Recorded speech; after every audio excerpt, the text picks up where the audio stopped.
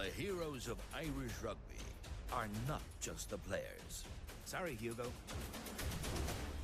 Here's to you, Sean, an expert in your field. To you, Mary, for moulding the talent of tomorrow. That's how we win the match. Come on! And you, Phil, because you do the club website. Here's to every rugby volunteer and behind-the-scenes hero. Thank you for making the game we love possible. Good evening and welcome to Anacaddy on the banks of the Mulkear River in Limerick for this Energia All-Ireland League fixture. UL Bohs, who sit top of the table, 6 wins from 6 face-off against a Railway side who were beaten in last year's final. Daragh Frawley on commentary with Mr. Daniel J. Mooney. Dan, in terms of the game today, monsoon-like season, this isn't going to take anything away from this game. These teams are going hammer and tongs straight from the start. Yeah, this is one of those games it's over the last couple of years it's developed into a fantastic rivalry to watch, and it's not just, there's a geography element to it, the Limerick versus Dublin kind of aspect to things. There's also the fact that these are historically two of the most successful teams in this division, and for UL Bohs for the last couple of years they've been deprived of some of that success, Railway and Blackrock trading titles, and so there's a bit of spiciness to this. The weather's not going to put a great dampener on that, because that attitude is still going to be there from both teams. And with the start that UL Bohs have had, which has been phenomenal, Railway know that this is the pace that's been set and they have to come down here and do a job. They really just have to get a result out of UL Bohs today. Right across the league we've seen UL Bohs, Old Belvedere, Blackrock and Railway have the formidable top four. We've seen Suttonians, Galwegians and Ballincollig in the second half of the table. But with it being a format now, straight into a final, every single point counts. You can't pick and choose your games. No, and I saw an interview being done with Fiona Hayes earlier. The test is that you have to be able to win against these sides at home. There's simply no two ways about that. When you have a home match, you cannot afford to lose it. And for Railway, 9 points off the pace. I know they've got a game at hand, but 9 points off the pace at the moment. They simply cannot afford to lose this match either. So it's kind of got that sense of must win. We're only on the 7th game of the season, 6th for Railway with that postponement against Suttonians earlier on in the season. But for both these teams, only 7 games in, and it's already got a very must-win cup final kind of feel to it. Kick-off here is at 5:30 p.m. Dan. Very quickly, you were in Tom Clifford Park earlier. Young Munsters beating Terranure in the men's side. We are 6 games in the Energia All-Ireland League in November, but the league is bigger and better than ever. Yeah, and the games are exciting. Teams that can win one week are getting overturned the following week, and we're looking at Division 1A champions Terranure, and they lit up the league last season. And then this year, not quite having the start. Young Munsters did really well last season, not having quite the start that they were. So we're seeing a couple of bit of role reversal in some of this season's games. It's making for very exciting rugby to watch. Teams well into their warm-up and underway. We will now take a look at highlights of Railway, Union and Bohs games, as well as the rising star in the Energia All-Ireland League.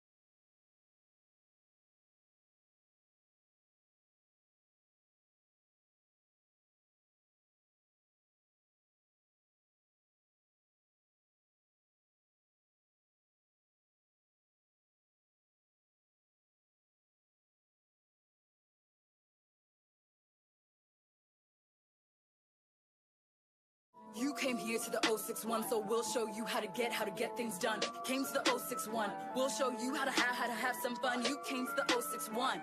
Came to the 06061, you came to the 061. We'll show you how to get things done. You came to the 061. We'll show you how to get things done. You came to the 061. We'll show you how to have some fun. Came to the 061. You came to the 06061. You came to the 061. We'll show you how to get things done. I am not a queen, I'm a prince. Make a scene and dip for months, I don't leave any prints. I am not a queen, I'm a king. No picket fence, but I'll pick it if you kick me out the ring. I am not chasing a ring, wasn't groomed for a groom. There was no man in life. Explaining myself. Say yes, hard to, but somehow still the bigger man. To the chase, a man. Dream my heart out. Ran. I'm not taking the fake. I'm not giving any advice that I'm not taking. I'm not wasting anyone. Vacation, bring it back to keep it sacred. Sometimes if you want it, you won't break it. I am the result of every generation. Carrying back to life congregation. Trying to keep it understated. Take the chance you misunderstand who the heck that I think I am. You should have called me the girl, dumb sugar. Up jump the boogie and I cool with my gang. You can use the 061, so we'll show you how to get things done. Came to the 061, we'll show you how to have some fun. You came to the 061. Came to the 06061. You came to the 061. We'll show you how to get things done. You came to the 061. We'll show you how to get things done. Who gets the 061? We'll show you how to have some fun. You came to the 061. You came to the 06061. You came to the 061. We'll show you how to get history made. Your children's children will learn about me. I don't even post them all on your socials, paper, and your TV. I'm here to stay. You should write to your local MP.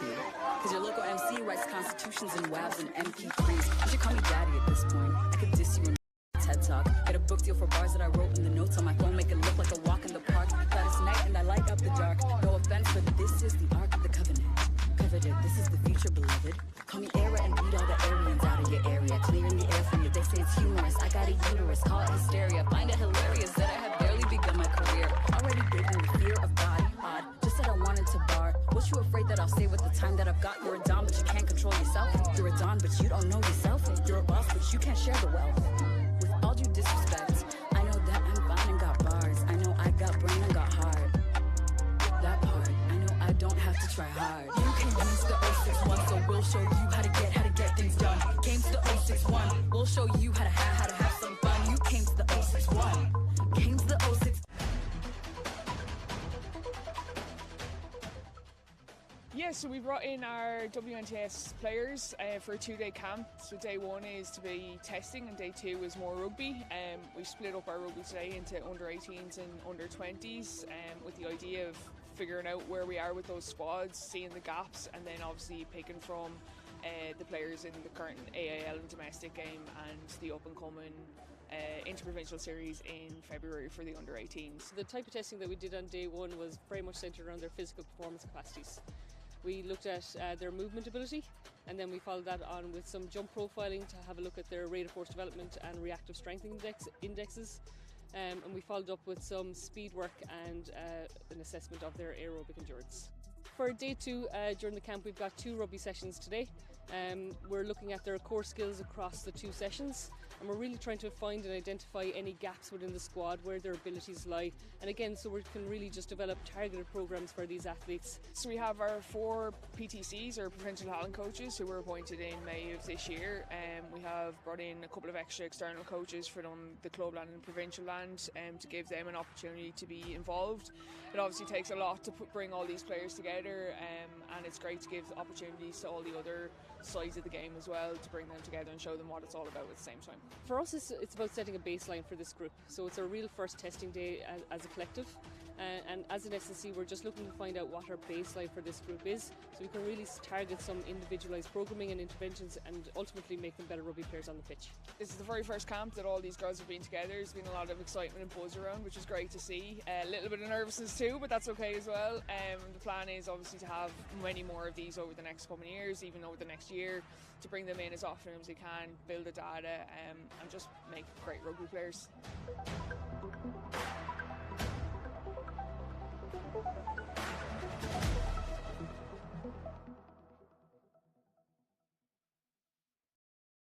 Fiona, is 6 wins from 6 maximum points. Today is going to be a lot tougher. How was training during the week, and what kind of threat do Railway Union pose to Bohs today?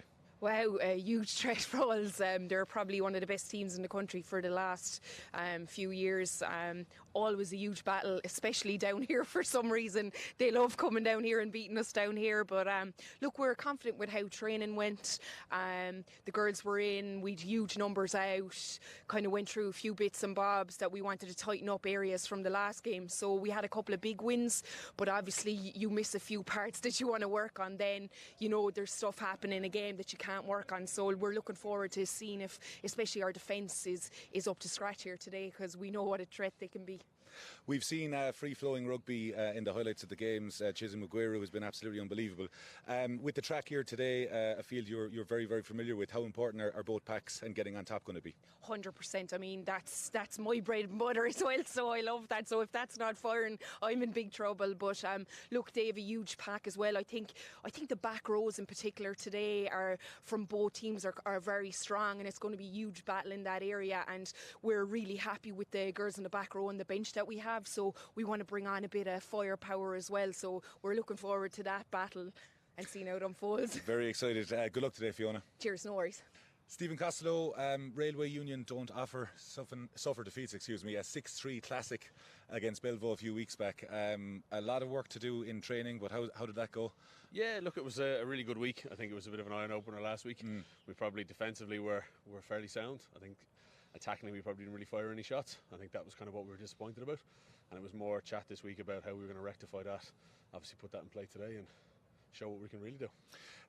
We spoke to Fiona Hayes just a few moments ago. Free-flowing rugby with both sides, but with the track here today, how important is the battle of the pack going to be? Yeah, it's going to be big. We have a very, very good pack. Again, mobile, very strong as well. So we'll be looking to use them around. I mean, it does feel a little bit soft in patches, but nice foreign play, and I think we'll try and run them around the park. Good luck today, Stephen. Thank you very much. You're very welcome back to Anna Cotty here for this Energia All-Ireland League fixture. UL Bohs versus Railway Union, kick-off fast approaching. Dan Mooney, we just heard from the head coaches, Fiona Hayes with UL Bohs and Stephen Costello with Railway Union. As we said, there's an awful lot riding on these games. UL Bohs averaging over 50 points a game, 6 bonus point wins in a row. On the flip side of that, Railway losing 6 points to 3 last week, but themselves still averaging over 60 points a game. It's not exactly one is going to give to the other, but we can expect a real attritional battle today. Yeah, look, I mean, we talked about it a little bit earlier on. There is very much a cup final feel to this, and for both teams, if UL Bohs can't get a win here, if they can't win at home against a big rival, that's a problem for them. For Railway Union, 9 points down, albeit with a game at hand. Having lost a game last week, they need to show that they're good enough to win on the road against UL Bohs. So already, you know, it has that very much has that must-win feel, and both teams are going to absolutely go hammer and tongs at this. I think the weather passing now is not like the monsoon is gone. There's still a bit of a breeze out there, nothing too hectic. I think that's going to make for a very interesting change to the shape of this game. Without that driving wind and that rain we saw earlier on, the grass is going to be soft, the going's going to be good here. I think that we're going to see a lot of running rugby. A very brave statement to say that the weather has passed here in Limerick. We saw in the Rising Star, a big part of Energia's community ethos is the Rising Star Award each year. Chisholm Aguero, 12 tries in 6 games, Dan. We speak about athletes in all codes of the games. Dylan Donlan in the Men's Energy All-Ireland League has scored 40 tries in 2 seasons, but we saw in the highlights package an absolutely phenomenal athlete, and this is one to watch. Yeah, 100%. I mean, you're looking at the top 2 scorers in the division, both playing for UL Bohs in Kate Flannery and in Chisholm Aguero. 63 points for Kate Flannery, 60 points, 12 tries for Chisholm Aguero. And if you see the way that Fiona Hayes has this team lining out, Chisholm Aguero comes in off that wing, hungry for work, gets into midfield, is a real threat as a passing option absolutely everywhere she pops up in the pitch, and is likely to score and could score from absolutely anywhere. She's got that burst of pace over that first kind of 10-15 metres that just propels her away from defenders. So she's a real threat all the time. a difficult one for a team to defend against, because it does mean that you have to constantly be scanning. Where is she going to pop up? Is she on someone's shoulder? And that's going to move defenders. And of course, against a backline that still has the quality that this backline has, and the likes of Stephanie Noonan and Alana McInerney, that means that UL Bohs can hurt you in 3 different ways off of 10 or 9. Speaking of teams, the UL Bohemians team, as you see in your picture now, warming up, line out as follows. The back 3 consists of Aoife Corey, Clara Barrett, and as we said, Chisholm Aguero. 12 tries in 6 games in absolutely scintillating form. Alana McInerney and Stephanie Noonan make up the centre partnership. Kate Flannery, as we said, 63 points in the opening 6 games, a brother of Jake who was victorious over Munster last week with Ulster at out half. Abby Salter Townsend is the half-back partner. Chloe Pearce, Eva McCormack and Claude O'Halloran make up the back row, very, very formidable back row for UL Bohs. Claire Bennett and Sarah Garrett in the engine room, and Fiona Reedy, a phenomenal player for UL Bohs, Munster and Ireland. Tight head Beth Buttimer and Kiro Dwyer make up the front row. The replacements from Eilish Cahill, Lily Brady, Jane Clossy, Brianna Hillman, Leash McGonigal, Aoife O'Shaughnessy and Eva Flynn. Dan, there's a lot of talent in that team. We've spoken about the back line, but the pack, and particularly that back row, are going to be formidable today. Yeah, it's a phenomenal back row. It's a strong pack all around there. You know, we've already seen a lot of talk about Beth Buttimer as a player who's really making a name for herself already in this season, a huge influence for this UL Bohs team. Fiona Reedy has all that experience behind her, phenomenal player at every level of the game in Ireland. And that back row, Chloe Pearce, absolute wrecking ball of a player. When she carries, just few defenders are going to be able to stay in her way. You're going to have to commit defenders again to taking on Chloe Pearce and Claude O'Halloran and Eva McCormack. Yeah, it's a really, really strong, powerful back row, and it's a one that can do damage. Railway Union have some work cut out for them defending against those if UL Bohs find themselves 5 metres out. Railway Union, speaking of them, line out as follows. Amy Clark, Rian Heary and Ava Ryder in prolific form make up the back 3 for the Dublin side. Madison Aberg and Kayla Waldron, the centre partnership. Nicole Cahy and Claire Keohan, a lot of experience and will no doubt pull the strings from half-back for Railway. Lindsay Peat, Molly Boyne and Deirdre Roberts, the back row battle, as we will get to in a few moments' time. Phenomenal players all around Railway. Faith Oviawe, Keelan Brady at captain in the engine room, Kirsty Stevenson, Maeve Keegan and Grania O'Loughlin, the front rows. The replacements for Railway from Patricia Doyle, Salome Trout, Leah Tarpey, Danny Fernada, Ailsa Hughes and Niamh Byrne. Dan, we often speak about individual players. The collective of the back rows is going to be a big, big teller in where this game is going to go today. Yeah, we spoke about the experience that Reedy has for UL Bohs, but Lindsay Peat, and it's a switch from front row to back to the number 8 for her, but she has the physical size and the pace. She's always been quite a fast player for someone who spent most of their career in the front row for Ireland and for Leinster, has a tremendous amount of pace and also has that experience. You want a number 8 who's smart, who knows the game, who can read the game quite well, and Lindsay Peat is that player. It's the 9 and 10 combo for me that I think will give Railway a bit of an advantage. I still reckon UL Bohs have it to win this one and get the 3 points, or get all points because of home advantage. But if Railway are to come up with something out of this, it'll be Claire Keohan and Nicole Cahy pulling some strings and dictating how the rest of that team moves around when the game is tight. That's going to give Railway any hope of coming away with something. As we are on the fact of rivalries, Dan, as you rightly pointed out, and the teams are huddling up about a minute to kick off, there is a healthy rivalry between both these teams. Railway winning 24 points to 7 at this venue last year. UL Bohs would have been top of the tier in the last decade or so, with Railway Union really coming to fruition in the last 5 or 6 years. It's a healthy rivalry, but we can expect sparks. Oh yeah, absolutely. I mean, it wouldn't be much of a game if they weren't there. I think these two sides are going to go at it. And because they go at it, you will have moments. There will be flashpoint moments in it. But that's what you want in a game of rugby between two top sides. You want that bit of bitterness. You want a bit of spice in it. And I think it's going to be there. Both sides looked up for it. The warm-ups actually looked quite intense from both sides. Really bringing it in that warm-up. I think they're both expecting that this game is going to be hard. And they don't want to be starting in first gear. They want to be starting in at least third gear. Railway already out in the middle. They're ready for this kick-off. UL Bohs still in that huddle. Their last-minute words just to psych themselves up because they know this is huge. This game is massive. Yeah, even, still only on the 7th round. No title is being won here today. No one's going away with a trophy, and yet it does have that feel of a cup final about it, and it's brilliant to see. So yeah, unquestionably, there will be sparks in this game, and again, if you're watching rugby long enough, when you see two top sides playing each other, it's 100% what you want. Stephen Costello bullish, we heard in the interview, and the leaders, including Keelan Brady, the captain, have all spoken.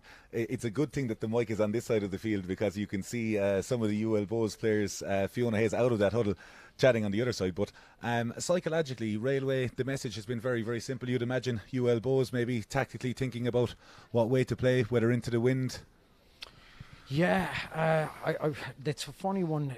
Games of rugby are won in small margins and inches at times, and decisions on whether you're playing into the wind or against the wind can be massively important. But I think in a game like this, what it's going to come down to is an awful lot of grit, because there will be a bit of running rugby about this. But if we get another squall rolls through and that rain starts to come back down again, then it's going to be about who has the most control over their players, over their structures when it's getting messy and dirty. And then it'll be about those battles in those moments. It's going to be great. I'm excited to watch it. Railway in their green strip will be playing from left to right. UL Bohs in their all red strip. The ground staff in Anacotty have done a fantastic job. The ground's looking fantastic here, and we're ready to go in this Energia All-Ireland League fixture. Nicole Kai, right-footed, sends it high into the Anacotty sky, and it lands in the hands of Aoife Corey, and she's in no mood to send it back and looks for contact early doors. A game for the purists was said to us beforehand. Dan Mooney, referee, has his hand out for a high tackle. The tackle out, a big focal point across the men's and women's divisions in the last number of weeks, and UL Bohs. Yeah, it's a big thing. Obviously, the player welfare issue is a huge thing. So the high tackle being dropped to sternum height rather than shoulder height. And it's very hard to coach out of a player who's been playing for a long time. It's only half a foot in the difference, but when you've been tackling a certain way for all your career, suddenly having to drop it that distance is a big thing to relearn and to re-educate yourself on. Fiona Hayes, very happy to be on the sideline and retired from the game with the new laws in, but safety is paramount as Kate Flannery finds touch, and UL Bohs will have a line out. Wind slightly coming from left to right here. Dan Mooney joked on the way into the grounds that there was a microclimate in Anacotty and the Mulcair, but UL Bohs going with a full line out. Buttermer elects to throw towards that. It goes over the top. It does land in the hand of Ciara Dwyer, but the throw was not straight, and Railway will have an opportunity here with a first launch pad attack. Yeah, this is where the elements are going to play a little bit, because they'll get into players' heads. As much as they'll move that ball in the air, they'll be in players' heads when it comes to decision making. How much is that wind going to carry that ball? How hard do I want to throw into this wind? And obviously that one's just a little bit overcooked, goes to the tail and crook it in. O'Loughlin, Keegan and Stevenson in green against O'Dwyer, Buttermer and Reedy. The first scrum of the day, you get the feeling it won't be the last. Railway set up with 4 flat. That's a huge scrum out of UL Bohs by Pete. She gets outside O'Halloran. It's a lovely little offload there. Kayla Waldron on the move in Railway on front football. UL Bohs doing their best to disrupt at the breakdown. Close in carries there by Railway. The captain Brady assisting on the clear out. UL Bohs won't overly be happy with their soak defence. Claire Keohan remonstrating with the referee that UL Bohs were slowing the ball. Cahy again out the back. Nice little pass there to Aberg. But it's good D from UL Bohs. A rake of bodies into that ruck. And we will restart with a scrum to UL Bohs. But then you picked up Bohs, really went after that scrum. But Lindsay Peat, who we have seen in the front row, prolific for Ireland in the front row and for Railway and Leinster, but just as effective at 8. Yeah, and also with the smarts to know that ball needs to come out of that scrum real quick, because if the pressure builds, the referee's going to be putting the arm out. It'll be a scrum advantage. Lindsay Peat's not going to be hanging around waiting for that ball to stay in and concede that penalty. Out it comes. Just a little bit of unfortunate miscommunication, I think, between the centres, Kayla Waldron and Madison Eberg, and the turnover is it's good defence obviously from UL Bohs, but that little bit of miscommunication, turnover one for UL Bohs and a chance to get out. It has remarkably, under Dan Mooney's prediction, cleared up here in Annacotty as that scrum just crabs slightly across, and the referee says that UL Bohs have the upper hand on that and they take the penalty, and there's high fives and plaudits going to Fiona Reedy for that scrum, and a big win. And we spoke about, Dan, before the game, the stop-start nature of this game. These are the big moments that people are going to be looking back on in video reviews on Tuesday and Wednesday, as that ball nearly takes us out in commentary from Kate Flannery. Yeah, and it looked, that's the second scrum of the game, and UL Bohs looked to have really gone after it. They went after the first one. Lindsay Peat manages to get the ball out before it becomes a problem, but that time around, big push. Fiona really knew what she was about. That's years of experience, been doing this a long time, and she a big unit, so she was always going to be getting that shove on. Be very hard to move her when she decides that she's putting the shove on. So Railway will have their work cut out, particularly if a front row can make an impression in a referee's mind that they're the dominant front row and that everything they do is good and everything their opponent does is bad. Sometimes it can be very difficult to change that referee's mind as the game goes on, and that then allows front rows to get a little bit more sinister with their decision making and work in to their advantage. Dan Mooney's Dark Arts insights will continue. UL Bohs with the line out Buttimer, go towards Garrett at the front, but it's knocked on through the hands. It was reasonably good defence for Railway, but UL Bohs will be disappointed on that front. As we said, Dan, there is going to be a stop-start nature in the game, one for the purists early doors, but UL Bohs in the ascendancy at scrum time? Yeah, they are. I think that's not a great call from the referee. I think that was actually knocked on, a contest in the air, and done very well to get up Sarah Garrett, but it was knocked out of her, Ray, from Keelan Brady. And the referee has looked at it and said it's crooked in. I think it was actually a knock-on from Railway Union. Referee hasn't spotted that and has awarded the scrum to Railway a chance to attack. Interestingly, UL Bohs have moved Chloe Pearce to this blind side to prevent Lindsay Peat break. Salter Townsend putting pressure on her opposite number. Kyohan goes to Kai. It's a good early carry again by Waldron. Great carry indeed. Getting right over the line. Kai to Peat. Lovely carry by Waldron. Railway not letting the conditions dictate and free-flowing rugby. Lovely little pass out the back again. Railway into the wider channels, really moving this Bohs defence around, and you can see that they're really upping the ante here in Limerick. Pete showing up. Lovely little offload to Oviawe. Pete again with a wonderful carry, very close to the line for Railway Union. Lots of people putting up their hands. White line fever. Looks Maeve like that's Keegan. been turned over. No. And UL Bohs just about, as Dan Mooney says, get in on the call. But Dan, that will be worrying for UL Bohs. As good and all as that Railway attack was, a lot of soak tackles and allowing them get easy access into their 22. Absolutely massive work rate from Faith Oviawe and from Keelan Brady. The 4 and 5 jerseys just popping up on multiple phases and really bullying the breakdown for Railway Union. And it's a phenomenal piece of work for UL Bohs to turn that one back over, because they were under serious pressure. And I think it was Eva McCormack who's managed to get in just by the line, get her hands on that ball and manage to put pressure on that and turn the ball over. Getting turned over on the line has been the theme in Annacotty this afternoon. The men's team, UL Bohs beating Ballymena. Ballymena held up over the line to lose the game 16 points to 12, but as we remain 0-0 here in this Energia All-Ireland League fixture. And Dan, the conditions for both hookers, Beth Buttimer and Maeve Keegan, getting very difficult, but they need to start looking at possibly throwing towards the front of the line-out. Yeah, I mean, we're 3 line-outs in, and that's 3 crooked calls from the referee against UL Bohs, and a very awkward throw as well on the throw from Maeve Keegan for Railway. I think, when you're in these conditions and when it's not going that way, it's time to simplify those lineouts, shorten it, go to the front, retain your own possession. Now, it does mean that defenders get to stack up in midfield and make it very difficult to get any kind of good exit. But when you need to retain possession, that's just what you have to do.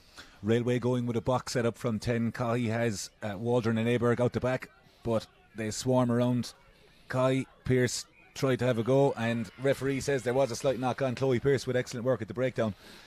It is certainly a battle of wits with the forwards. The backs could be getting a little bit colder and a lot of weather this evening, Dan. They're about to get cold and really wet. That rain is now back. It's teeming down. But I think it's the front rows again. They really went after it. Fiona Reedy again on a big push, and it puts pressure. And so as the ball was picked from the back by Claire Keohane, Abby Salter-Townsend is really just right next to her. And when you can't get clean ball from your own scrum because of that scrum pressure that was put on from the UL Bohs front row, Railway were just in trouble from the word go. Ball turned over again.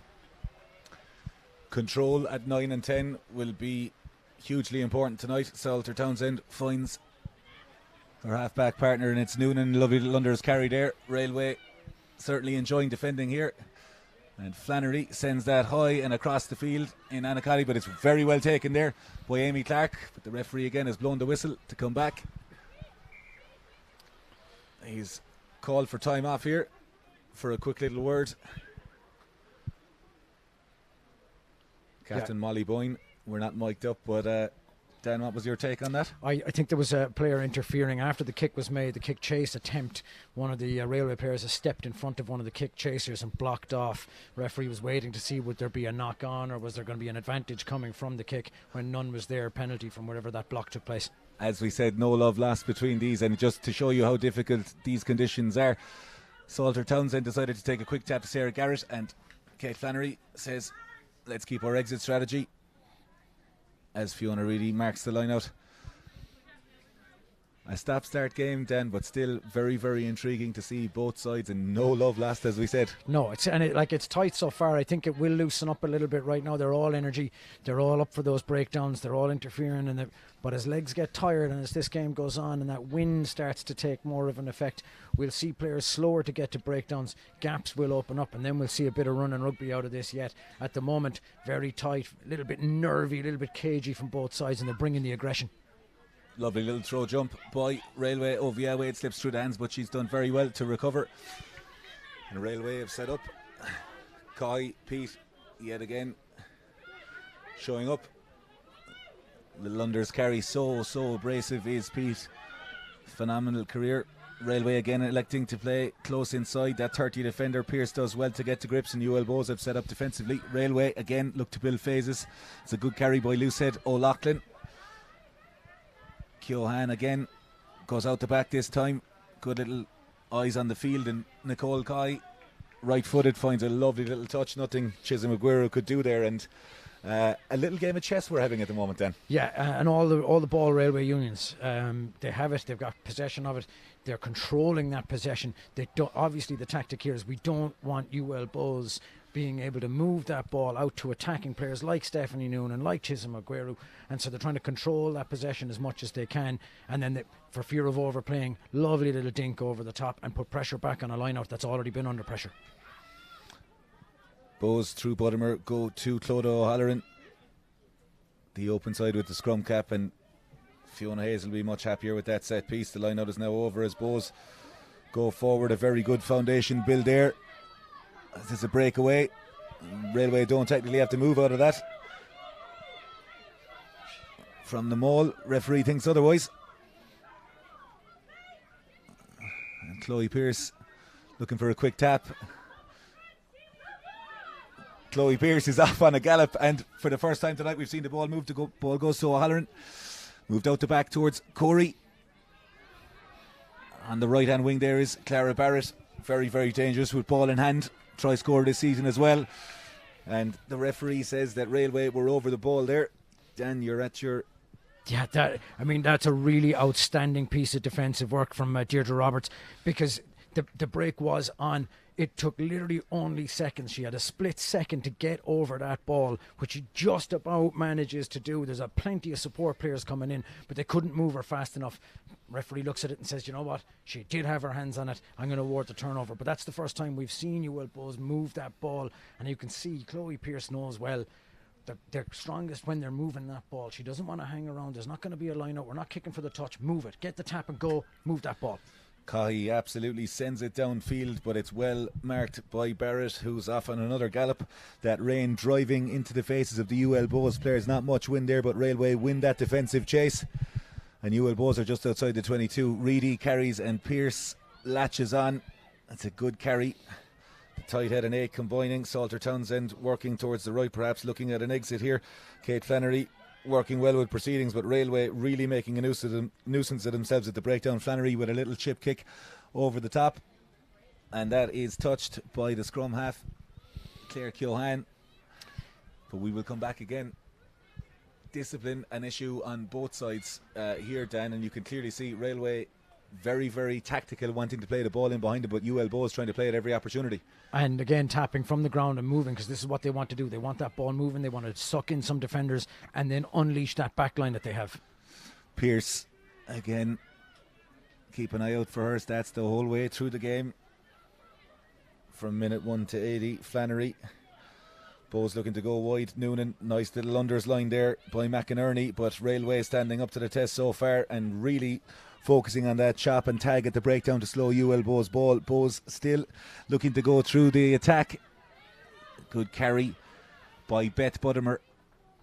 UL Bohs go out the back again. Flannery looks like she has so much time on the ball. Clara Barrett, so dangerous, as we've said, with ball in hand. Cries of high tackle from the dugout. Clara Barrett's step is so dangerous as well. 3 defenders taken out with that step and still manages to make 10 yards with 3 defenders standing around her. Salter Townsend finds Flannery. Flannery's looking for grass. It has been touched by a Railway Union player, and Noonan in the chase. But Railway again, clear MO from Stephen Costello's side to send it back in, and Corey will look to have a go. Chisholm Aguero, we haven't heard that name today, is in acres of space on this left hand side, and UL Bohs will look to move the ball, and they do just that, and it's in the hands of Aguero. 12 tries in 6 games. She's brought to ground by Railway, well marshalled by outside centre Madison Aberg. It's a massive tackle from Amy Clark to stop that, because Aguero saw that outside and thought it was on. Railway again, their policy and MO has been to get down the field from that. Knock-on advantage coming for Railway. And Stevenson's forward pass pulled back, and we will come back for a scrum. But in glimpses then, we've seen Railway staying true to their word, kicking the ball down the field, trying to play possession, but UL Bohs, no matter what the weather, are here to play ball.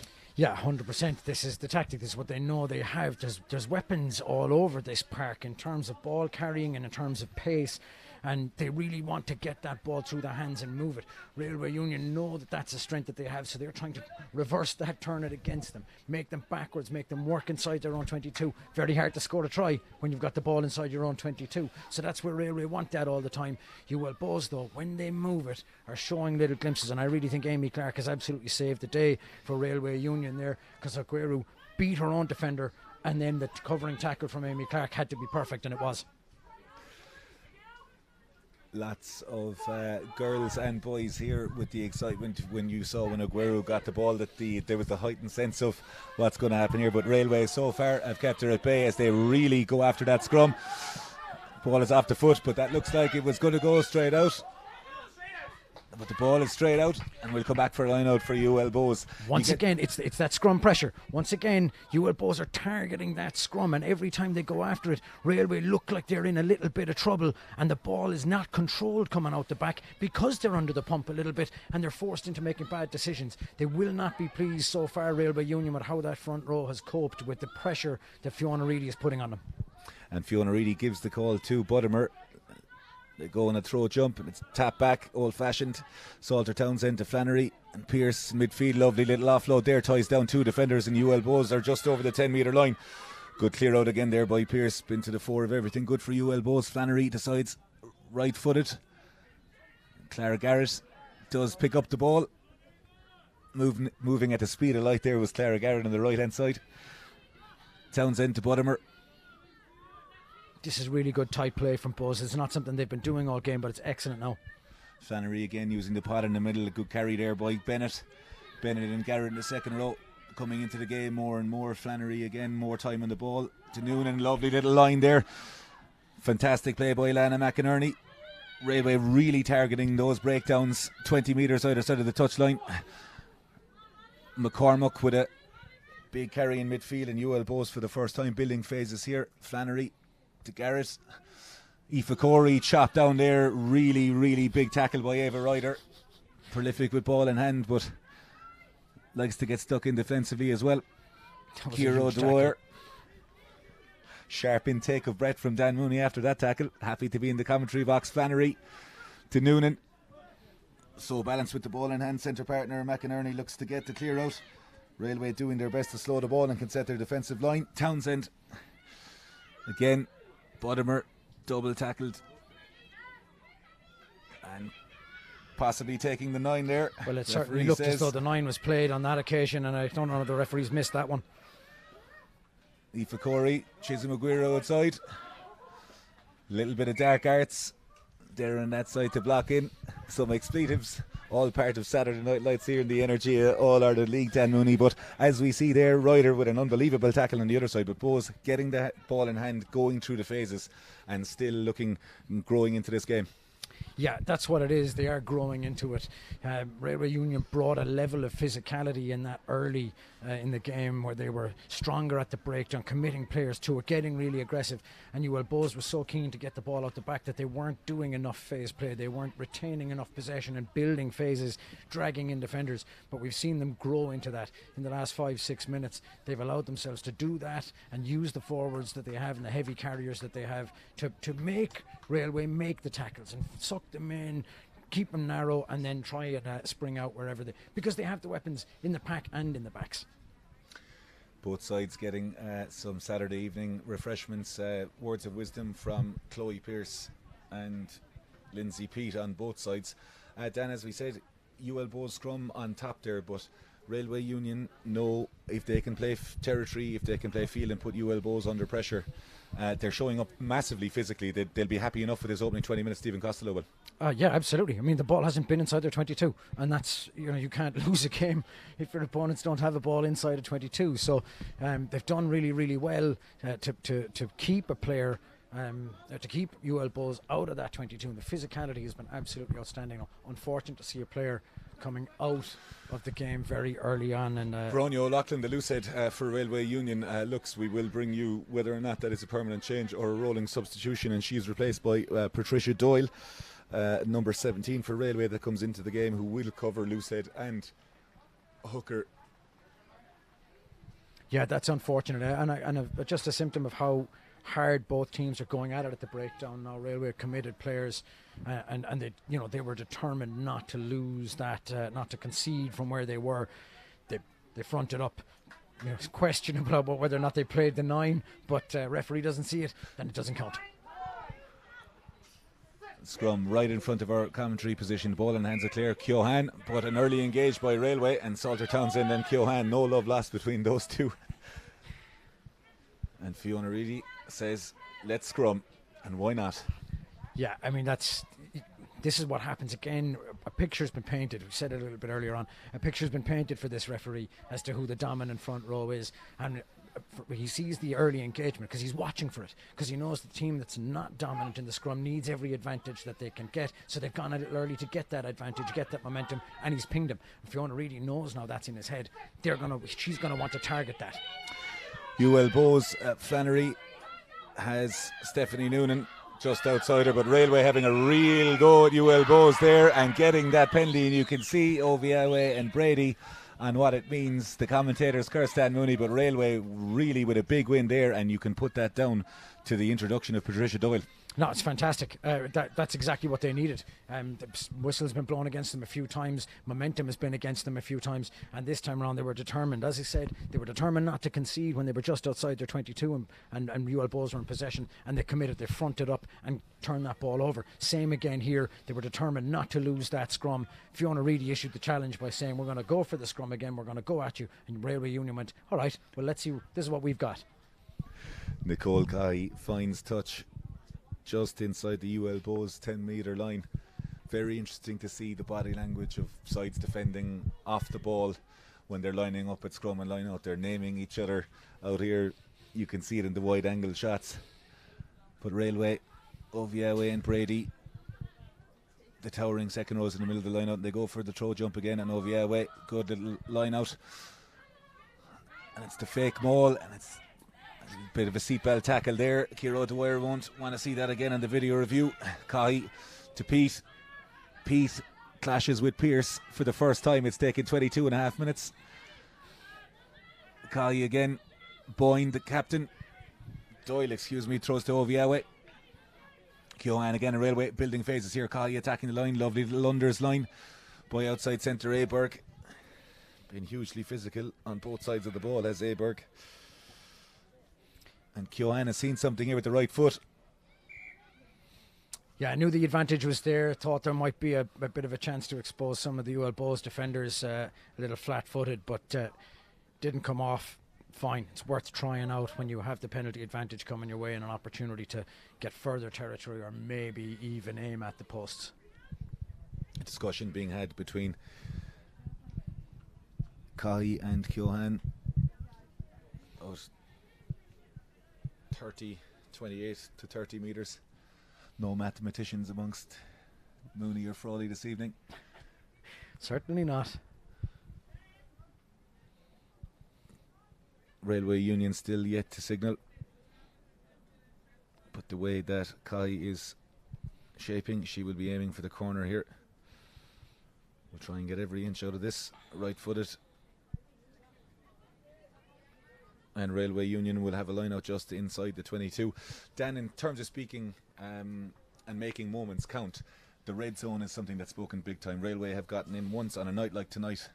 They will need to start taking their chances, as UL Bohs will, having not gotten into Railway Union's 22. But in terms of set pieces, this is a big moment. Yeah, I mean, this one of those stats that's emerged as kind of important in the last couple of years is points per visit.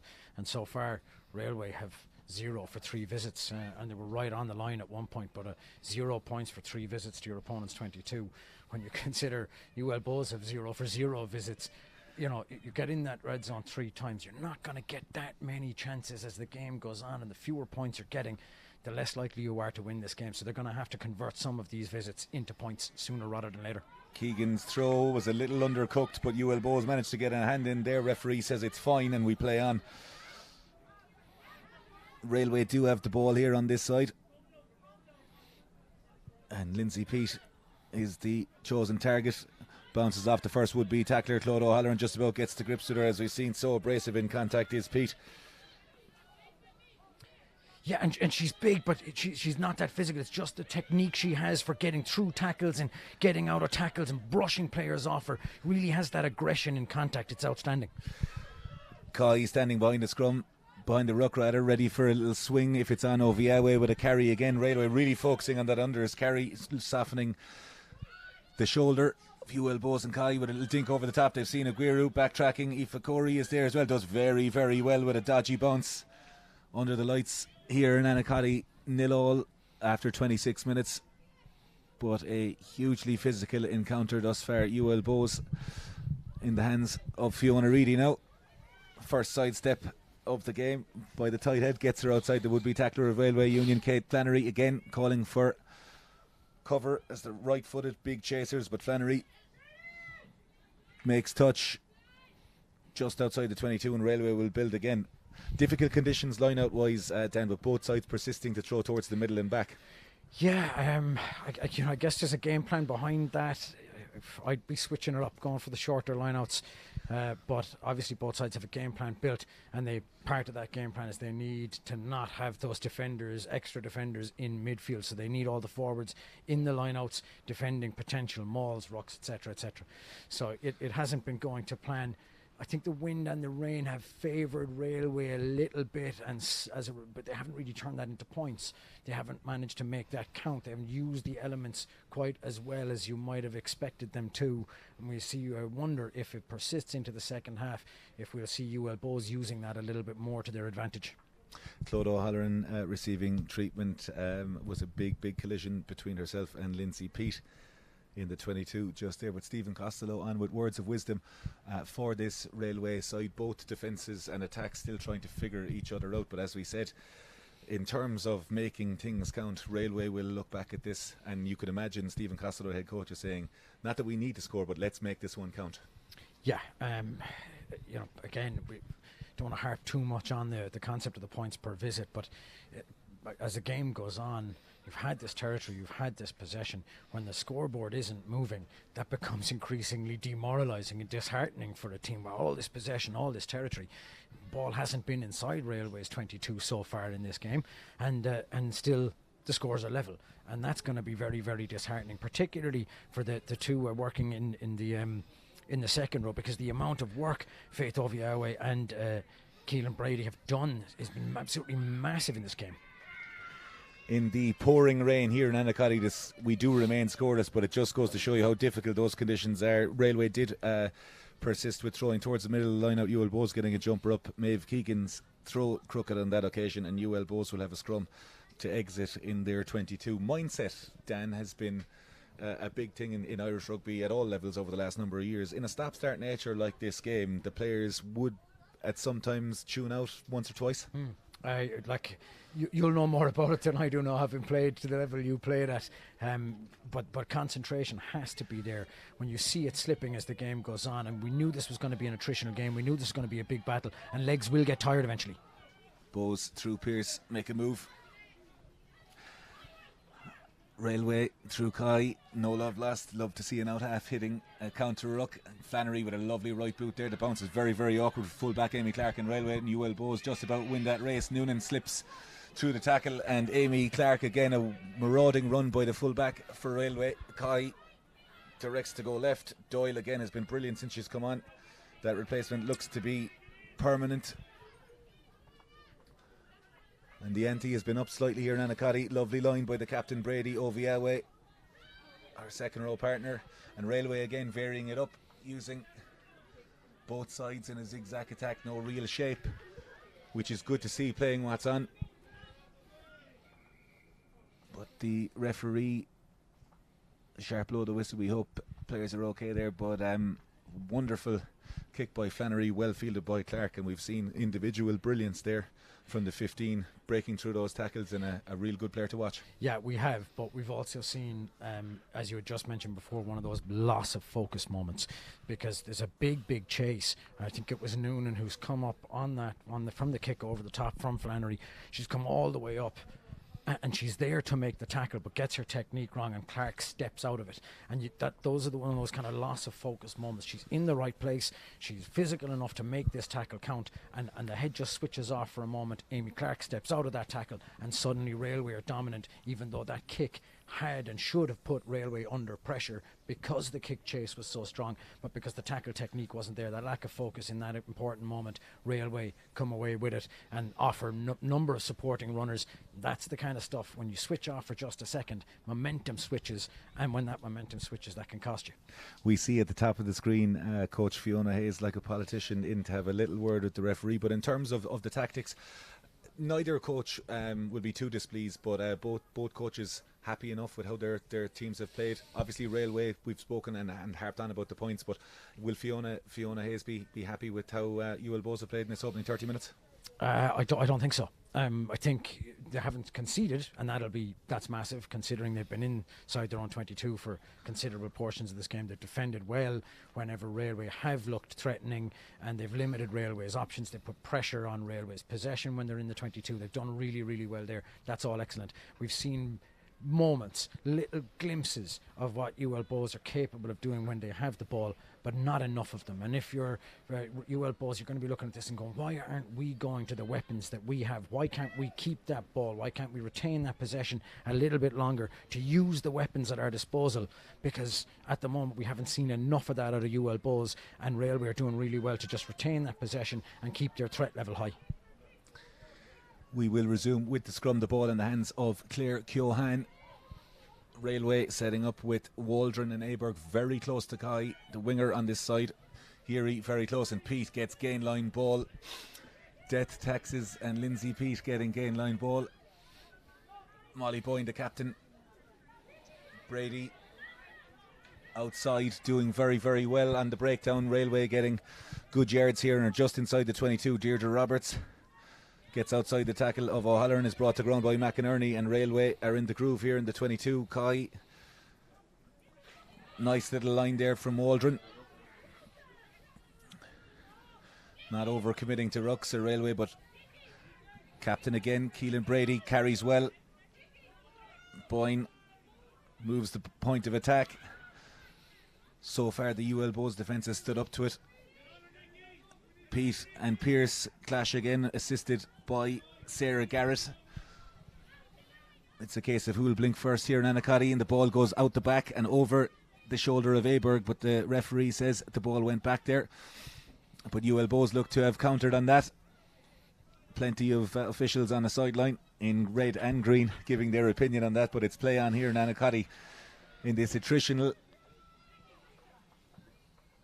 evening, and one for the purists in Flannery's right boot, and given the conditions down into the wind, that's a reasonable clearance for UL Bohs, and they'll be happy with that. Yeah, it's an excellent clearance. I just wonder if there isn't a little hint of let's get to half time for UL Bohs, and in the second half, given the boot that Flannery has and with that bit of wind that will be in their favour in the second half, if UL Bohs aren't just thinking about half time now, don't concede before the half, and in the second half use the advantage, use the elements to their advantage and a bit of a hill, and see if they can't get some scores on the board in the second half. For the moment, they're kind of hanging on just a little bit because this is relentless pressure from Railway Union and some outstanding carries from the likes of Lindsay Peat.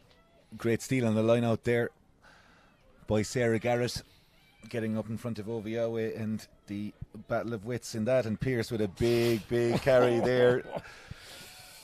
The first proper sit-down moment in this Energia All-Ireland League fixture, and Flannery kicks it high up into the sky,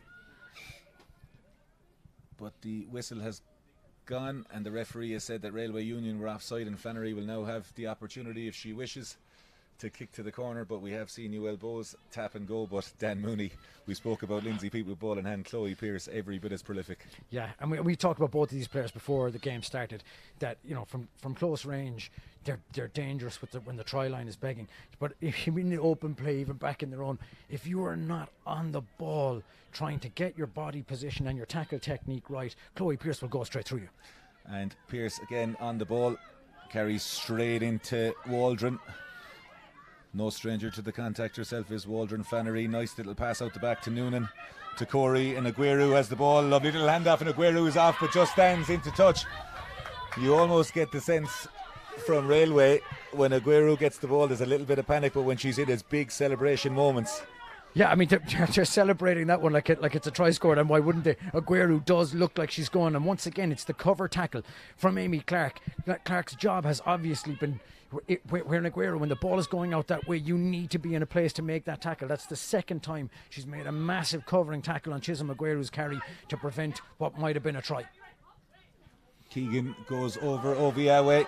These second rows have gotten into the hookers' minds on both sides, and Claire Bennett moves forward, and UL Bohs now have been in this position once before and were turned over on the right hand touchline. Pearce carries very well, gets the two captains collide, Brady and Pearce in midfield. Salter Townsend to Flannery, has a little look up, little tink right foot, and Clara Barrett has the ball in her hand. Lovely little play given the conditions, just how difficult they are. Real show of skill. That's a phenomenal crossfield kick pass really from Flannery into the hands of Barrett, and really a platform now, an attacking platform for UL Bohs. The referee has said the ball was knocked on there as Chloe Pearce questions that. The wind has picked up in our commentary position, but then UL Bohs will be happy there. Wonderful skill, as you said, from Flannery to find Barrett, but those errors costing them. And in terms of where Railway were in the opposition 22, UL Bohs 2 visits and very little show for it. But not even 2 visits. They've come to the edge of the 22 and been kept outside the 22 both times. That's a big defence out of Railway Union to be able to do that, to realise giving this ground up and letting them into the 22 is too dangerous. So they're putting all of the effort into keeping them from getting in there. UL Bohs still haven't had a visit into Railway Union's 22, and that's a sign of how good Railway are doing when under pressure. Pete has the ball, gets outside O'Halloran, but O'Halloran stays true to her 7 role to put down Pete. And Corey has the ball in her hand, does very, very well, does Corey, and she's on the move, and she has Aguero on the inside. Kyohan does very, very well, and Aguero is pulled down, and that's wonderful turnover work by Kayla Waldron. It's a little bit of one of those kind of funny moments. I think the referee's bought it. Waldron's done really well to put herself in a position where it looks like she's on the ball, but I don't believe she was actually on that ball or looking to get at that ball. Just that because she was uncontested and on her feet, the referee has assumed she's playing the ball and has given the penalty. Prolific breakdown merchant Dan Mooney. All part of the dark arts at the breakdown, but Railway, a big focus. Stephen Costello and his side on the chop and tag. That's 3 to 4 turnovers at the breakdown that we've seen in Railway. on the 10-metre line. The ball in the hands of Maeve Keegan will have an opportunity with this line out. They've opted to go in the last number of lineouts to Oviawe on a throw jump in the middle. It's been well read by Garrett. Perhaps they might use Brady this time, the front, and they do just that. And Roberts has the ball, the dummy maul there, and they go out the back. Good variation from Railway, and they're looking to go wide here. It's a great carry by the inside centre. Waldron cutting right through that UL Bohs defence. Aberg has the ball in hand. UL Bohs doing well to scramble there again, but Keohane moves that extra step, allowing Bohs to get off the line. Pete, the ball in hand again. Railway just inside. Shouts of free play from the Railway bench. The hand is out and arm is out for penalty advantage. Pete double tackled by UL Bohs players, and the ball's a little bit slower, but again the variation from Keohane. Railway moved the ball out towards the left. Ava Ryder does very well to get in off the touchline, the leg drive. Sees Chloe Pearce do her best to hold her up. No maul call there, and Railway again have the ball primed and ready to go. Who needs forwards when you have Kayla Waldron showing up? Good, very, very good knowledge of the ball there, leaving it go, allowing her to pick up again and steal another yard. And Brady, the captain, is on the move here, and Brady has the ball very, very close to the line. UL Bohs doing all they can to hold her up. Players on the ground for both sides here, as Railway call in the cavalry towards the front. Kai, the 10, going after. Premature shouts of yes from the Railway side, looking for the try. Still short. And this time, Railway Union are over, and it's taken 39 minutes or so. But it's Molly Boyne with the try, and Dan Mooney no more than Railway Union deserve. Yeah, they've had that pressure. They've had all of that territory. Really, they could and should probably have scored earlier in the game, but it was coming. You could feel it. The energy levels went up and up. The variety in the attack, the fake maul, the ball out the back. Bohs weren't expecting it. They weren't waiting for it, and suddenly Railway had this advantage coming, free play going, and it's some superb work to get themselves over the line because they knew it was coming. So often we see forwards get all the plaudits, but you can see on the replay pictures there, Nicole Kye at 10 telling very, very calmly to keep the forwards, telling Claire Keohane at 9 to keep the ball inside there, to trust the process. Didn't want to run the risk of throwing a ball out or a pass going loose, and it's a really good game management from the 9 and 10, and ultimately the forward score. Yeah, and as you say, the forwards will get the plaudits for scores like that when it's multi-phase and it's only a couple of yards from the line. But that's where your game management comes in, and we said it before the game, those two players were likely to be massively important in how this game goes. Claire Keohane and Nicole Cahy, how they dictate this game, how they make the decisions that will benefit Railway Union in crucial moments, and we've seen it work to their advantage here with a try scored. Chloe Pearce and Molly Boyne having a conversation with the referee as Kai has the ball in, but the try from Molly Boyne,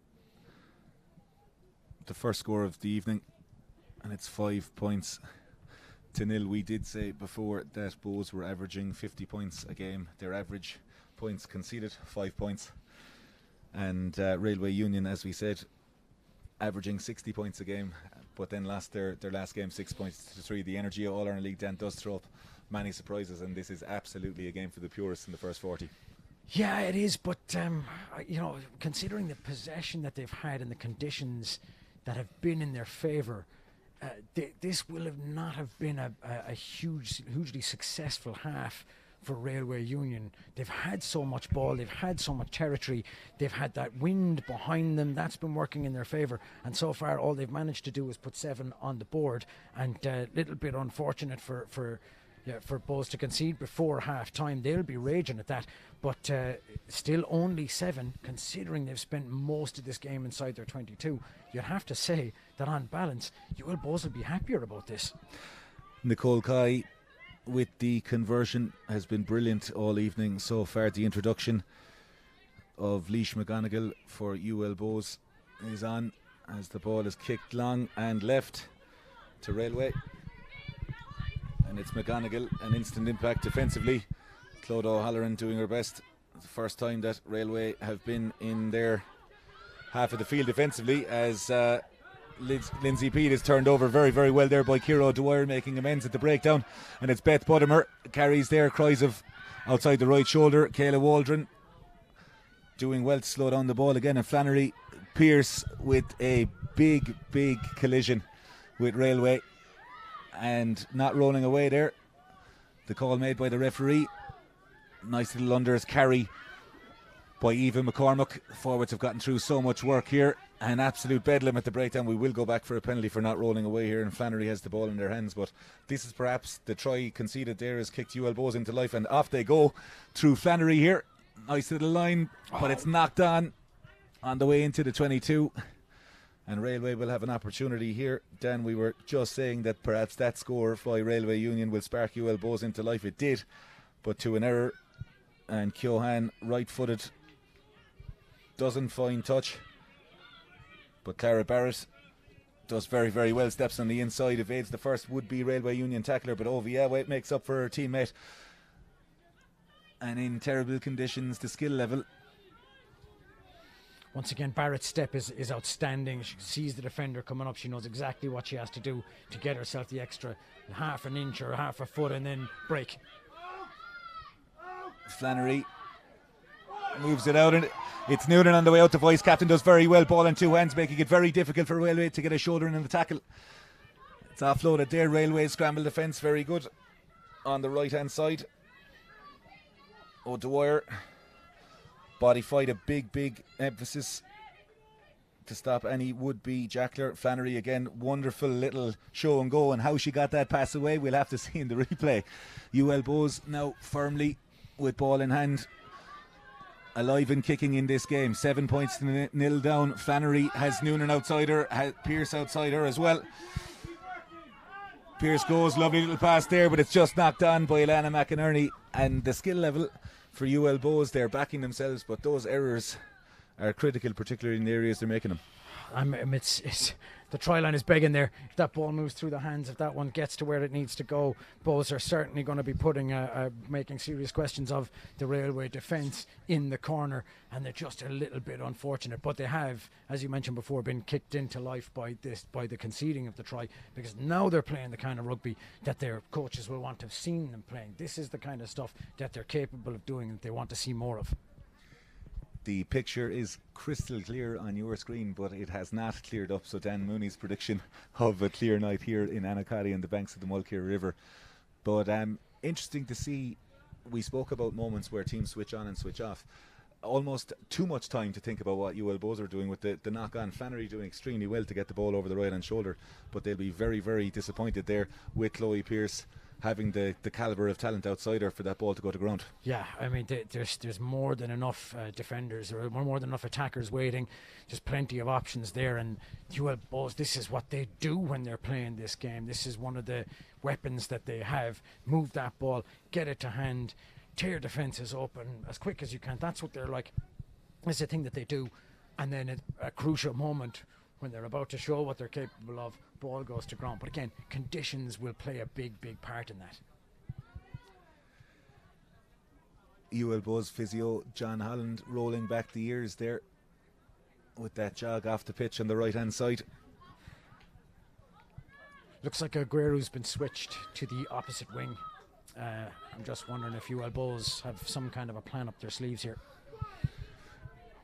Collie again pulling the strings. The scrum, since the introduction of Patricia Doyle, has had parity. Pete moves and she's off and away is Pete. McGonigal does quite well to bring her down, and Pearce is on that ball here big time, and UL Bohs doing very, very well. The scrum there, Dan, fortune favours the brave there. Railway really went for it, but UL Bohs back row doing very, very well to make the tackle through McGonigal and Pearce with the turnover. It's one of those moments where Lindsay Pete has had quite a bit of joy breaking away from the back at those scrums. She's enjoyed it. UL Bohs have learned the lesson and gone, you know what, we see you coming this time, and they close the door. The meeting of minds has decided that Kate Flannery, right-footed, will land UL Bohs, and after 47 minutes in this first half, UL Bohs will have their first set piece inside the Railway Union half. The weather as clear as it's going to get this evening, you feel. Full line out for UL Bohs. Sarah Garrett towards the front, but they go towards O'Halloran. Doesn't look straight, and it's not straight. And Beth Buttermer will be disappointed with that. And with that, that is half time here in Annacotty in this Energia All-Ireland League fixture. UL Bohs trail 7 points to nil. We'll be back after these.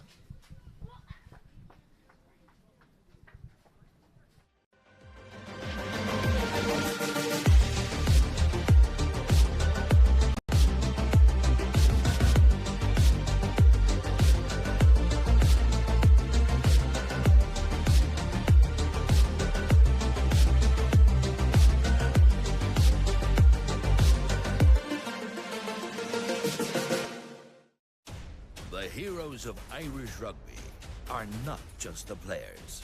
Sorry, Hugo. Here's to you, Sean, an expert in your field. To you, Mary, for moulding the talent of tomorrow. That's how we win the match. Come on! And you, Phil, because you do the club website. Here's to every rugby volunteer and behind-the-scenes hero. Thank you for making the game we love possible.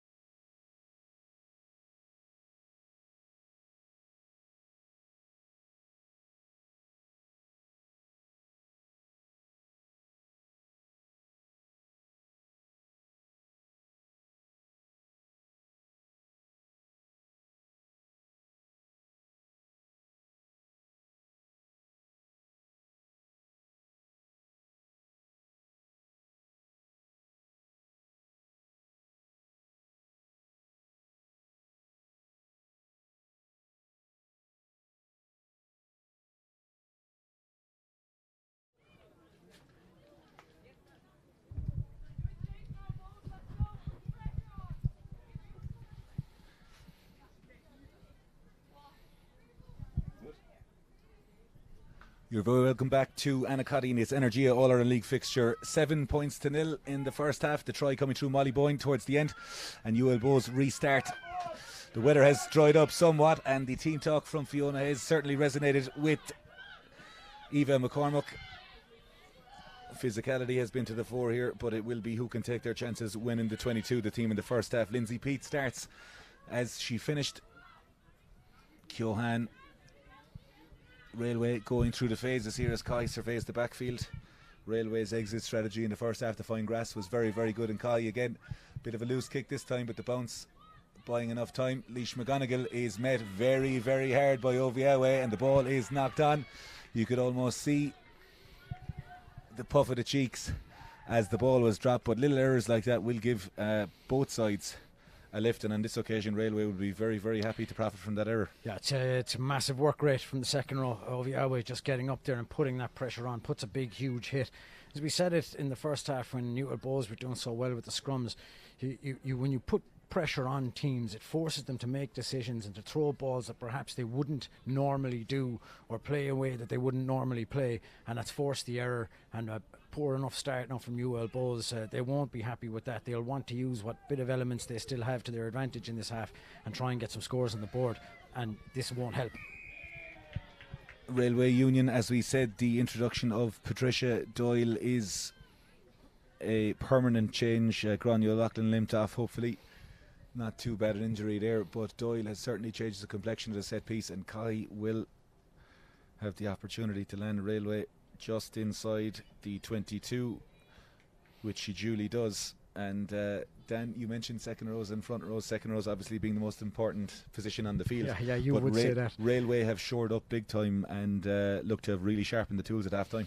Yeah, I can't imagine that they'd have been pleased, considering the amount of possession and territory they had, to only come away with 7 points. But it has been that kind of game. It's close, it's niggly a little bit, but they've sharpened up and they'll want to build from that.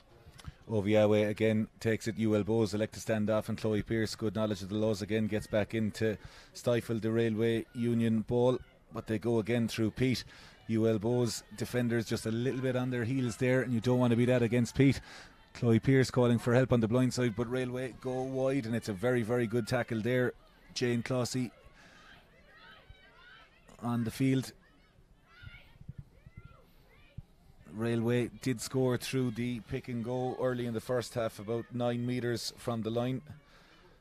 Keohan to Kai. Kai, no stranger to the contact, is met very, very well there by Fiona Reedy. Got through a good bit of work there. Niamh Byrne.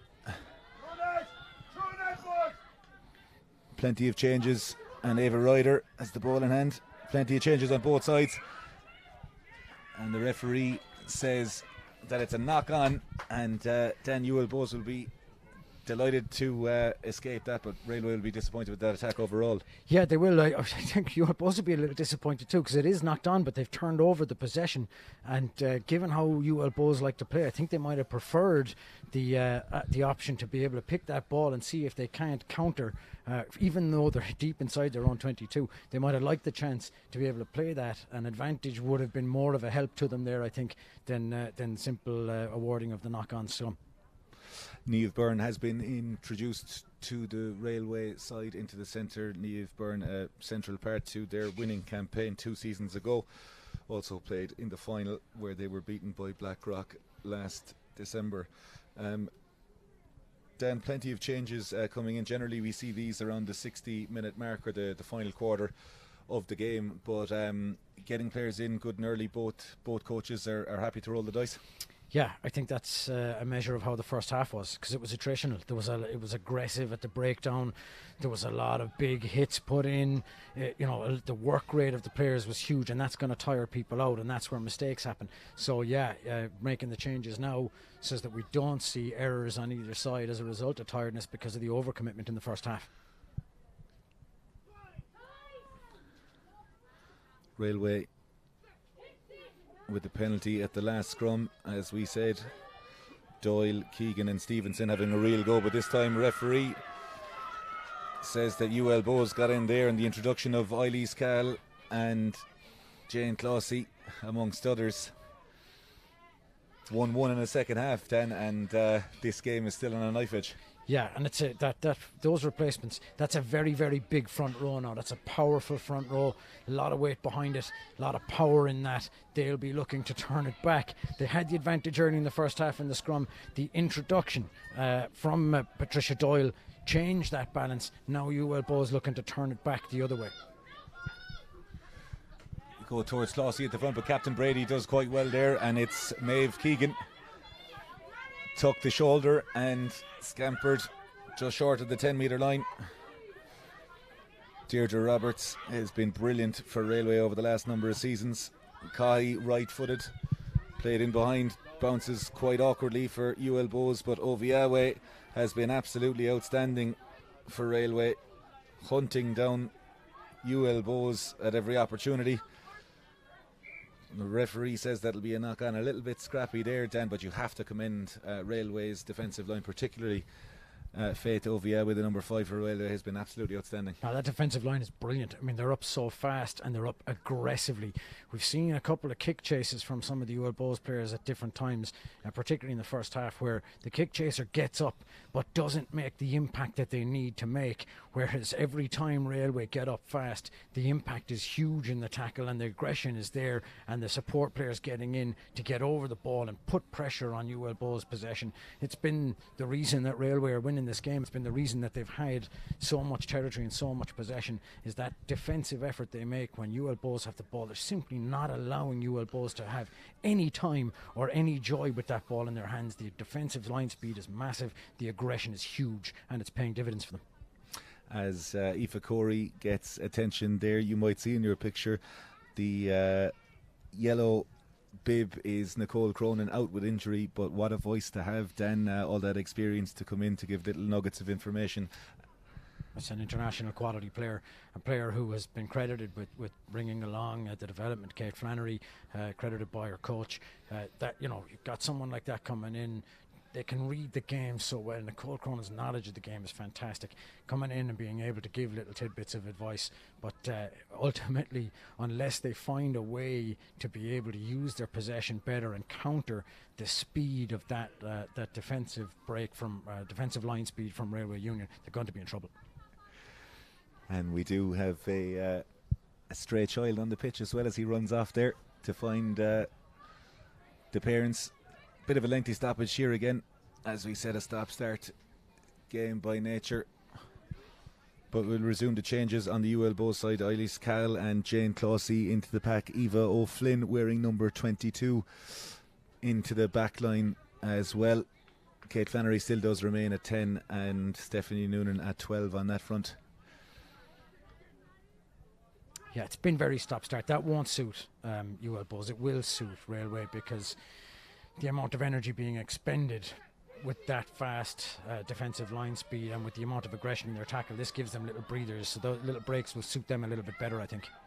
UL Bohs in the ascendancy there, and the referee blowing the whistle, and you can see that big moment. The teams, as we said, then using that, but UL Bohs wasting no time, and the ball is in the hands of Chloe Pearce.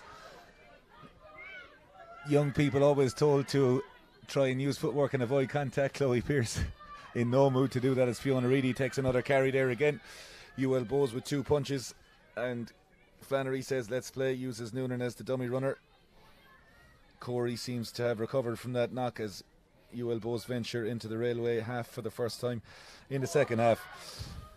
Good tackle there by Railway, just about at the new tackle light. Cal, lovely little offload there, and UL Bohs getting into the groove, as we've said. Salter Townsend through Buttimer over towards the wire. Wonder little pass there, and Leash McGonigal is off on a gallop here. Met very, very well by that Railway defence there and counter. Railway, it's been a feature of their game this afternoon and evening to target Bohs, particularly in those wide channels, but UL Bohs again, wonderful ball retention there, 7 or 8 phases. Eilis Cahill wasted no time in getting in the game. Molly Boyne speed bumps the tackle. Townsend finds Claire Bennett, needed to get a low centre of gravity in Oviawe. Again, the tackle statistics must be in double numbers. Chloe Pearce double teamed by Railway Union defenders. Roberts just about trying to get a hand on the ball as Flannery moves towards, elects to go with the ball in the right hand, and UL Bohs have just chased, but the ball is knocked on again and it's in the hands of Aoife Corey. It's all going on here in Annacotty, 7 points to nil after 50 minutes in UL Bohs camped inside in the 22 here. Lindsay Peat does very, very well, using all her experience just to hold up and allow that Railway Union defence set the line. But Kyle with two latchers, textbook tackle there again by Boyne. Cries of roll away. Reedy on an overs carry does quite well. Railway so far being resolute in defence. Salter Townsend out the back of Pearson. Flannery looks to go cross field with a right foot. Is it going to stick? And Leisha McGonigal just bounces off the hands. Looks to have gone forward, but the referee says they'll play on again, and Salter Townsend through to Flannery. Finds Pearce on the inside, and Pearce again, great leg drive. Chloe Pearce, 3 or 4 defenders around and still managing to make yards. It's a huge effort to keep the momentum in this attack for UL Bohs. Body fight, as we said in the first half, hugely important on those tackles. And Reedy and Kyle, the front rows showing up in unison for carries. Flannery out the back of McInerney to Noonan to Corey. Outside, and it's a great carry. UL Bohs only 3 metres short here. Aoife Corey does very, very well to just about save that ruck there. And the counter from Railway is coming in, but UL Bohs pick up. They're just short of the line. I think this is going to be held up here. Referee on his knees having a look and says held up. You can see there with Kate Flannery, the hands in the head. Then chances few and far between, but much better from UL Bohs with resolute defence from Railway Union. Yeah, Railway Union's defence is so good. Even in scramble situations, that ball unexpectedly kind of breaking out of the back of the ruck, the pick and go, and you think nobody's going to be alert to that, but they suddenly scramble and manage to do just enough to keep that ball from being touched down. But the momentum now in UL Bohs' favour, they'll want to see some of this territory converted. The goal line dropout is a difficult skill to master, not least when you're in Annacotty, when it has been absolutely heaving rain all afternoon.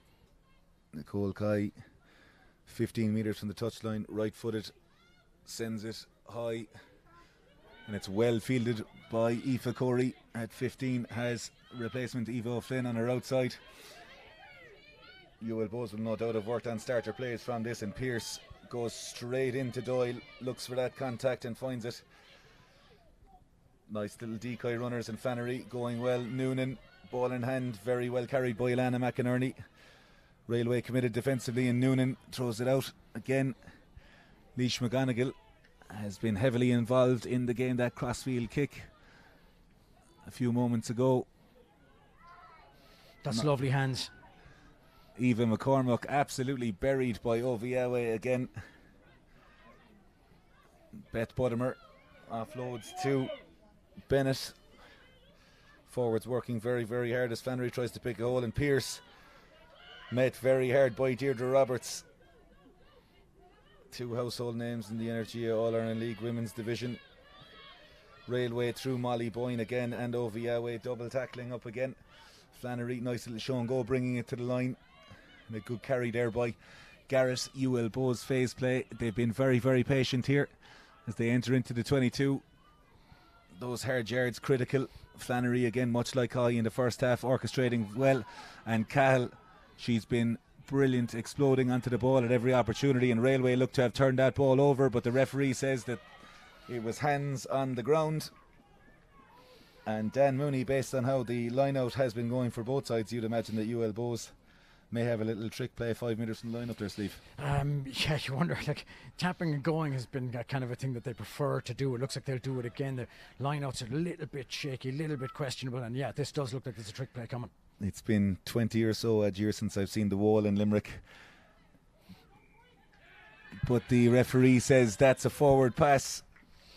The reference I was making there, a certain Dave Kilcoyne and Mike Sherry with the Ard School Reach team way back in 2005. But UL Bohs certainly won't be happy with that play, Dan. 5 metres from the line to not an unforced error particularly. Yeah, particularly, this is the momentum thing, and it was a different story in the first half. Obviously, Railway Union had all that ball, all that possession, and couldn't get the scores that they needed to. Only ended up with 7 points from the first half. Looks like it's 15 minutes in, and it's the stories the other way around. UL Bohs, they have the elements in their favour, a bit of a hill on their side, and they're managing to get themselves into scoring positions, but haven't managed to convert, and that's going to get frustrating for them if they can't put a score on the board soon. Keohane and Kai will be absolutely delighted to have Lindsay Peat at 8 for this scrum, but she is struggling to deal with the ball as it goes back in behind. The Keohane, right-footed, has brought that back in, and whether or not that is going to be a scrum or line out remains to be seen. I think that's gone dead behind the touch line, but looks like the referee's taking a decision on this. And it will be a scrum to UL Bohs 5 metres from the line. We spoke about both back rows, Dan, before the game. The fact that we still have Molly Boyne, Deirdre Roberts and Lindsay Peat against Eva McCormack, Claude O'Halloran and Chloe Pearce. This could really be a big moment in the game. Yeah, this is absolutely huge. Both of the number 8s have been massive. Lindsay Peat and Chloe Pearce, they've put in huge shifts already, carrying and defending. And this is the kind of one of those situations. Chloe Pearce is going to want to get her hands on that ball. She see that line, knows where it is, and Lindsay Peat's going to have her work cut out, because you just know this is going to be 2 number 8s clashing. Lily Brady, the number 17 there in at open side for UL Bohs. Jane Closey on the blind side. Eilise Cahill looks to get up and in on the right shoulder, as they do, and Pearce is electing to keep that ball inside there. The scrum is always a bit of a lottery, but the referee says that UL Bohs managed to have the upper hand there, and that Railway had infringed. Always a bit of a lottery, Dan, at scrum time, but UL Bohs, particularly through the introduction of Eilise Cahill, we said in the first half of Patricia Doyle, but Cahill has been rock steady in that scrum and with ball in hand. Yeah, it's been, the scrum battle has just gone back and forth since the game started, and it's been fascinating to watch. I think that experience of watching rugby and all the time of watching it, what they want to be careful of here is that the referee doesn't decide, well, I awarded one this way the last time, we'll go the other way this time. So UL Bohs will probably want to get this one out of the scrum as quick as they can and see if they can't attack that line here rather than leaving it in at the back. The third secret of Fatima with officials and the scrums comes to mind at time, Dan Mooney, but as we said, 7-0, 57 minutes on the clock here in Annacotty in this absorbing Energia All-Ireland League women's game, as Cahill looks to get on the front foot and the ball is firmly at the feet of Chloe Pearce. This is looking pretty ominous for Railway Union at the moment, as Pearce has it, and the referee, he was motioning towards going under the post. This is the second infringement. Chloe Pearce, a look of disbelief as Salter Townsend has the ball in hand, but you would imagine if they decide to go scrum again and it's an infringement, it will be a penalty try. Yeah, if there's another penalty here, presumably that's going to be the referee going underneath the posts and giving all 7 points. He's having a little word now with some of the Railway players, just indicating to them what exactly it is that he's after seeing. And Molly Boyne's been told in no uncertain terms, your people are the ones causing a problem here. Again, I'd be concerned for UL Bohs, the ball stays in, that the referee makes a decision in the opposite direction, so you presumably quick ball out. But if they get a shove on early like they did in that second scrum and the momentum is going their direction, very difficult for a referee to award against them, and presumably either the ball will be dotted down or it'll be going under the posts. A pensive look from Stephen Costello, the Railway coach, as Aoife O'Shaughnessy is in for Salter Townsend at 9 for UL Bohs. It looked a little bit early, but referee in control of proceedings has decided that no infringement on this occasion, and we will reset. Yeah, there's a big concern when you're the defending team and you've had 2 penalties against you. You need every advantage you can get, and if a little bit of an early shove can help, but obviously you're rolling the dice with the referee then. Delicately poised here in Annacotty, as we said, the try from Railway Union, the only try thus far converted by Nicole Kai, has Railway Union leading 7-0 against the UL Bohs side, who are in search of a score, and the referee had his hand up there for advantage but has decided that the third infringement, cries of how many on this side. Well, you have to wonder now, that's 3 in a row and they're just metres out, and how he hasn't gone to the pocket or awarded the penalty try, and it is going to the pocket and it is going to be a yellow card, because a decision simply has to be made on a call like that. Patricia Doyle has been yellow carded by the referee here, and on Railway's team sheet they haven't named a Patricia Doyle is covering both hooker and loosehead on that front, so if that was an enforced change, depending on what call UL Bohs make here, there may have to be a drop in numbers. Mike South, a good Limerick man, on with Railway in giving as much info as possible to Railway as there is a conversation had. Yeah, I mean, if there's no one there to hook, it'll be an uncontested scrum, but then as a result of that, you're going to have numbers drop for Railway because they're the ones who have forced the uncontested scrum. So we're going to have to find and see who the replacement hooker is going to be. If my notes are correct, which they very rarely are, we have Amy Clark as a potential hooker replacement, but we don't have to go to that yet. Lindsay Peat has come into the front row at tight head going up against Eilís Cahill. You get the feeling this is a big moment in the game, in the context. UL Bohs have had 3 scrum penalties, and they've had a player, Railway have had a player binned, but they'll be happy, Dan, Railway, to take the sting out of this, to paint a new picture in the mind of the referee with Lindsay Peat coming into that front row. Yeah, absolutely. And this is one of those moments that's a kind of a high pressure moment for a referee as well, because the referee knows this has all changed. The shape of this game hinges on this, and the referee wants to get this right as well. That's why we've had the reset there. The referee is keen to see this all done correctly and done properly, because the next decision is going to be a big one. The ball is put in, and Cahill and Pete going at it. It's at the base, and it's 4 penalties here for UL Bohs, 5 metres from the line. Surely Railway Union will be on their last warning. Yeah, I kind of thought they'd be on their last warning after their second warning, but referee is saying that it's okay. He's given the yellow card, and in some referees' heads that sort of resets it. Yellow card has been given, we're back to square one again, and well, I mean 2 or 3 infringements before he's going to go underneath the posts, but it does seem to be kind of a curious decision from the referee not to go under the posts at this point. Both coaches of Railway and UL Bohs have made their way down there, trying to influence any sort of decisions that are going to be made. UL Bohs outside of the scrum have Kate Flannery just nestled to the left shoulder of Stephanie Noonan, who has McInerney outside, so whether Bohs decide to play this or keep it in the scrum remains to be seen, but we are underway again, and UL Bohs starting to move towards, and the ball will be kept inside the scrum, and the referee still says that there is no penalty. UL Bohs perhaps should have left that ball inside, but we are 8 metres short and will play on here.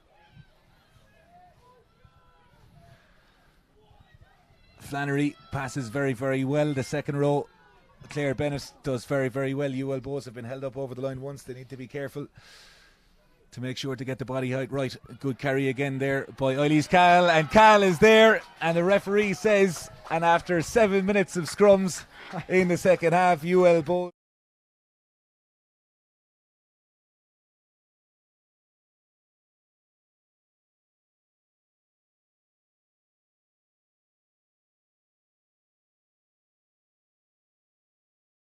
same try that Railway Union scored effectively. It's a complete replica, and they get the reward for all of the pressure.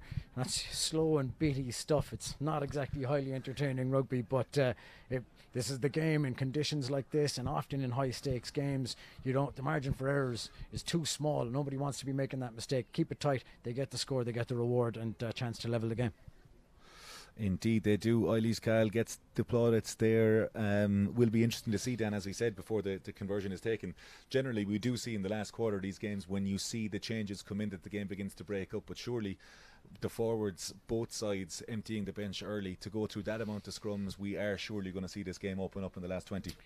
Yeah, I think so. It was so attritional in the first half, and the aggression levels were so high from both sides that was taking the toll on the bodies. Level score now with still an awful lot of game to play, and we've already seen how attritional this half has been. Players will get tired, mistakes will get made, and we will eventually see this game open up a little bit. And the conversion is made by Kate Flannery. Lovely strike, right footed, so important, and we are level for the second time in Annacotty this evening. Saturday Night Lights in the Energia All-Ireland League. 7 points apiece. The game on a knife edge, the definition of a game for the purists thus far, Dan. But we're still hoping for the coast-to-coast 80-metre try that we may see from UL Bohs as Nicole Kai, right-footed, sends it down. A big chase for UL Bohs, and Pearce collides with Waldron. Game management so important for both sides here. Nice little link-up play between McCormack and Bennett. UL Bohs a little bit slow to that breakdown. Roberts, adjudged to have had her right or left head on the ground, and Closey again has been brilliant since their introduction at half-time. Flannery goes through to Brianna Haleman, has played at centre and in the back row, woman of many talents for UL Bohs, and Flannery again looks so comfortable on the ball, does Flannery. And UL Bohs again, Dan, staying true to their template of play, keeping the ball in hand, waiting for an infringement to come from Railway Union, and on this occasion it worked. Yeah, the willingness of Chloe Pearce to carry ball into contact and to force, when she takes it in, the initial impact happens, and then she makes the extra yard or two. That forces the team to go back a yard or two after the point of contact has been made and reset a defensive line. That's a huge momentum advantage for any team when you've got a carrier who can do that, because it shifts the pressure, and of course as a result the Railway players unable to stay on their feet in order to contest that, and dropping to a knee and forcing a penalty. The ball at the feet of Salter Townsend finds Cal. A nice little offload there, and UL Bohs have got an easy 20 metres there. Good play. It's been a feature of the play again to go out the back after that hard line carry, and Flannery keeps the hands free. And just a little knock on there by UL Bohs, and Railway haven't had their hands on the ball in a while, but Lindsay Peat getting every yard defensively out of that UL Bohs side, and Waldron carries well, ably assisted by Oviawe and Molly Boyne. Knock on advantage being signalled by the referee. You would imagine Railway, given the scrum scenario, will want to play on, and Kai sends that high into the sky again. Well fielded by Aoife Corey and absolutely sent down the field here to the right hand side, and makes the tackle. Aoife Corey. Massive kick chase from Corey and real pressure now, and that's what you get when you put that pressure on, when the kick chase is that good. And up, the kick itself was outstanding. It's turned Railway, made them run all the way back. Ball is sat up beautifully, and the kick chase from Aoife Corey was outstanding under pressure. UL Bohs managed to turn that over. That's excellent work from UL Bohs. Complete role reversals. Railway with all the ball in the first half, UL Bohs in the second. Townsend finds Cal, who knows only one way, and that's forward. Again, quick ball to Townsend. Skips Flannery this time. It's carried well by Haleman, but Oviawe, how many times have we said that she has stopped the oxygen supply of ball for UL Bohs against slow ball? McCormack will need support on that front. Townsend to Pearce. Do not stand off Chloe Pearce at your peril. Looks like there's a penalty advantage coming as well for UL Bohs. Noonan breaks through the tackle of Leah Tarpey, the replacement for Railway Union. Pearce again showing up time and time again. Oviawe with yet another tackle. Townsend uses Cal as the dummy runner. Flannery right-footed. Nice little kick there for UL Bohs. There's an opportunity here depending on where it bounces, but it's very well dealt with by Danny Frenada of Railway Union. Yeah, absolutely had to be there. That ball could have bounced absolutely anywhere. They knew that the free play was on and penalty advantage was coming. So a couple of options here for UL Bohs. With the penalty directly under the sticks at the Mulcair River end, you would imagine that Chloe Pearce will direct Kate Flannery to take the 3 points, as she imparts some words of wisdom on the official this evening. But you would imagine that Flannery will take the 3, and in a game then that looked like one score could decide it, it's certainly that team as we head into the final 15 or so minutes. Yeah, I've long been an advocate for taking 3 points when 3 points are available, but in this game in particular, it's the kind of game where it's been low scoring because the margin for error has been quite small and teams are getting scrappy with it on the deck. The ball's been turned over a couple of times. Conditions haven't allowed either team to really cut loose or play ball in a way that they might like. So when you get an opportunity for an easy 3, surely it's a gimme. And Flannery makes no mistake. Splits the post to make it 10 points to 7 here in Annacotty. UL Bohs taking the lead for the first time in a game, dominated in the first 48 minutes in the first half by Railway Union. The impact of both benches telling, and plenty left in this game. Both benches being emptied here. Salome Trout for Railway has been introduced. Plenty of positional changes. And a deathly hush falls over Annacotty again, a sense of nervousness. Yeah, maybe about 10-15 minutes left in this one, and it's hard to see who's the dominant team, because the ball is going to change hands so many times between now and the end. Really, this game is very much poised for anyone to take it. Flannery with the pass from the base. Looks like she has gone into scrum half as Abby Salter-Townsend has left the field. Number 21 is Aoife O'Shaughnessy for UL Bohs. Flannery again scanning, finds Fiona Reedy. Reedy with a lovely little pass on the outside, and UL Bohs on the move, and Alana McInerney stepping in and off the touchline does very, very well there. This is where the tired bodies is coming into it. McInerney has still got plenty of pace and energy about her, and Railway just didn't seem to be sharp enough or have the legs in them to get to her. Flannery through O'Shaughnessy, find McCormack, and it's a good leg drive there again, and UL Bohs venture into the Railway half. UL Bohs intent on playing, and that knock ball there again, allowing Railway perhaps to get possession. The referee says no knock on there, and Flannery with a lovely little step to the right finds Fernanda again. The game getting loose as Dan Mooney predicted, and Laois McGonigal knocked on there, but the referee says that ball has gone back. Yeah, that's two that UL Bohs have gotten away with in the last couple of phases, because there was two very clear knock-ons. The referee just not there quick enough to spot them, and UL Bohs getting out of jail on both occasions. Lily Brady, number 17 on her back, is playing at open side for UL Bohs. Calls of overlap, but it's a great read by Brady, forces UL Bohs on the inside there. No shortage of bone crunching tackles here in Annacotty this evening, and the bounce is favourable for Fernanda. Has been asked to do an awful lot for Railway Union. Bohs doing their best to slow down the ball here again, and it's a need for cool heads and minds for Railway.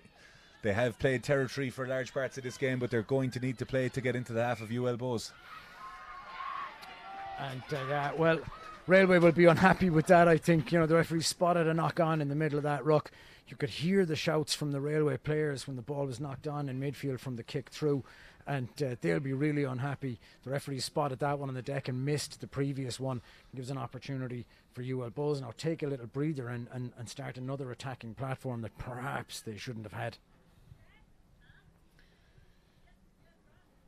As the bodies are tended to here in Annacotty, with about 6 or 7 minutes left on the clock, that gives us an opportunity to bring you the results from Division 1A in the Men's Energia All-Ireland League Round 6 this afternoon. Ballynahinch played out a 24-all draw with Clontarf in Ballymacarn Park, and neither side getting to sing their song, but absolutely a win for the neutral there on that front. UCD got a big win on the road in the Palace Grounds, 25 points to 18 over City of Armagh this afternoon. Cork Constitution kept up their home semi-final hopes with a 33 points to 5 win over Trinity. And a grinning Dan Mooney is delighted with Young Munster's 13 points to 6 win over the champions Terranure College in Tom Clifford Park this afternoon. All for a tenner on Saturday afternoons, the Energia All-Ireland League, and rarely disappoints Dan Mooney. No, it doesn't. And you know, even games like this one, which are a little bit baity, a little bit on a knife edge in poor conditions, this is still really enjoyable for me to watch. This is the kind of game, two top end teams, both of them have to win this one. They're going all for it, and I love to watch it. It's a cracking game of rugby, even if it's not quite as flowing as you might like. Flannery with the feed, as we said, going from 10 to 9, and Railway with a little go at that scrum, and it's snatched from the feet of Brianna Haleman there by Railway. The ruck becoming more and more important as we get in. Oviade with ball in hand, carries well, but is well marshalled by the UL Bohs defence. Yeah, super turnover ball from Railway, and great work from Lindsay Pete again to carry over Yahweh as well. They really look hungry. They want to get back into this game. Boyne found Brady, who found Boyne again, and Pete moves it out. Good show and go there by Railway as they go into this half, and they are very dangerous with ball in hand. Leah Tarpey, as we said, on for Railway Union. Brady, the captain, has been brilliant all afternoon. Pete again, lovely little soft hands by the veteran. UL Bohs targeting that breakdown as Keohane finds Patricia Doyle back after the sin bin. Found herself on her back, but just about managed to get the ball back in. Cahy again at 10, pulling the strings for Railway. Finds Niamh Byrne, and there's a slight knock on there by Niamh Byrne. Normally so brilliant with ball in hand, but the conditions very, very difficult tonight, and Dan, UL Bohs defence with all the changes has really stood up to the test in the second half. Yeah, they have. It's been good. I gotta say, you have to feel for Railway Union a little bit there. They've done really, really well, particularly Patricia Doyle. Goes into contact entirely isolated and somehow doesn't turn that ball over, giving her team a platform to try and get the attack. They get to the edge of the 20, well, coming up to the edge of the 22, and then a little spill forward, and that's tough for her. Sorry, the edge of the 10 metre line, not the 22, and a little spill forward, and that's very, very unfortunate. Hard for a team after building those phases, turning that ball over in the scrum and getting that momentum in their direction. To lose it like that is difficult. Indeed, it is. The time you were seeing, 36 minutes or so, is on a running clock. We are at the mercy of the officials. We reckon there's a little bit more time based on that 48 minutes in the first half. Yeah, I reckon we're looking at probably another 10 minutes or so in this game before it's over. There haven't been tremendous amount of stoppages as the game was going on. Not a huge amount of injuries in this half. Seen breaks in play as opposed to stoppages, and so yeah, about a 10 minutes I'd say, and that'll be it. And once again, the scrum going away of UL Bohs, the picture that they've painted for that referee on the balance has been in their favour. An early engagement by Railway Union there. As you said, Patricia Doyle, who had such an impact in the first half, has come on, but Eilís Cahill has been the protagonist in this story, doing very, very well. And interestingly, Fiona Hayes calling for her troops to go for a scrum again there. Rolling the dice, Dan, has been a phrase used by both of us this evening, but it's certainly one here as Flannery gets ready to put in the ball for UL Bohs.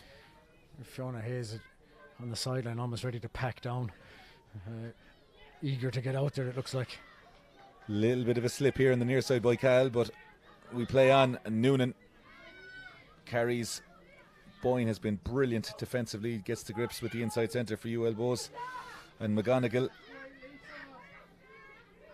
really good placement there by McGonigal, not allowing Railway to get the ball, and UL Bohs moving the ball right out towards Eva O'Flynn, and Railway look to be on that ball, but the referee says that there's been an infringement at the breakdown, to the excitement and delight of Kate Flannery. Yeah, again, Railway Union fans, they're not happy with that. Lindsay Pete's not happy with that. And there was also a little word from Kayla Waldron in the referee's direction. They thought that they had gotten good hands on that ball. Referee was saying, no, you're the tackler. You've got to get release before you can go competing on that ball. And, these things are so marginal. The difference is seconds in what the referee sees or doesn't see. But that one's gone against Railway again, and they're obviously not very happy about that. Aoife O'Shaughnessy has taken over the touch-finding duties from Kate Flannery. UL Bohs have gone to 5 in the line-out. Haleman, Garrett and Closey in the middle. A bit of a miscommunication, but Cahill, like all good props at the back of the line-out, staying alert, and Pearce had Brady on her inside but chose to take the carry, eking out the yards. Reedy again, a little show and go. We saw that sidestep in the first half from the veteran. Railway look to have their hands on the ball there. Lindsay Pete remonstrating with the officials. Pearce out to Claire Bennett. Game in a knife edge here as we head towards the closing stages. And a nice little carry by Haleman, as we said, had played in the back row. had played in the centre and into the back row, and Railway have gotten the turnover really on that good ball turnover, there. really excellent work at that breakdown to get hands on it and disrupt UL Bohs' attack, and Railway need to build from here. Pete carrying as hard in the 80th minute or so as she did in the first minute, and Railway through Kai will move it around. Well able to play ball. Last year's beaten finalists heading into the closing stages in Anacotti, 3 points down but still all to play for here. Again, a good carry by the replacement. Little space down that blind side. UL Bohs look to be half asleep, but they managed to just about close the door for a finish. Defences have been on top for large parts of this game, and Railway will need to break down what has been a brilliant UL Bohs defence in the second half, as Reedy and Cahill, both front rows, really having a go as Brady did on the ground. Kai out the back, Brady again, the captain, got through an immense amount of work this evening in Limerick, and a little dink over the top there, probably not the right option. And Flannery has the ball in hand, looking for a switch, but just about gets it off. And the ball is out there, and Lindsay Peate, using all the experience, sees that. The ball was out there for Railway, and the possession changes hands yet again.